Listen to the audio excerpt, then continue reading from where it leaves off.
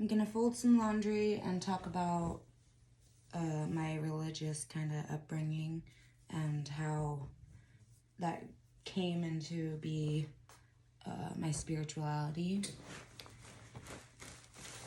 I grew up in what's called Church Universal and Triumphant. It's cut for short. This religion is basically a combination of a ton of different religions put together.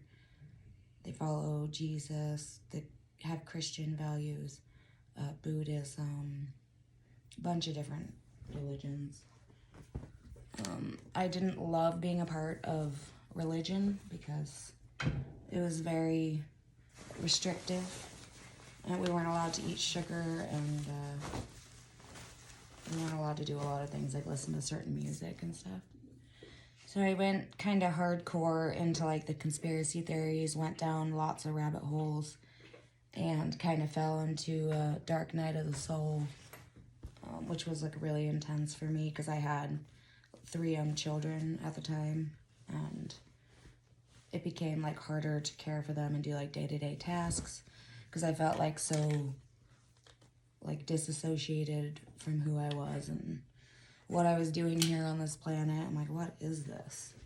Felt really weird. But that passed. I feel like I went through that for like 3 months and then it passed. So thankfully I didn't stay there because that can become really scary. I feel like when you first come into like the conspiracy theories and like the spiritual space, it's so easy to be misled by like so many things. And there's so much false information that it's hard to know what's true and what's not true. But some of it is true and some of it's not true. So you kind of just have to use your discernment on that. I think it's important that people do go down some of these rabbit holes and realize some of these things that are going on. Like, that's very important to shed light on it. Just people knowing is huge. But I think to dwell in that place is really dangerous. And it can become hard to live life if you do that. So it's important to use healing modalities and kind of rewire your brain, because this is kind of a rough place to be. And so the easier we can make it on ourselves.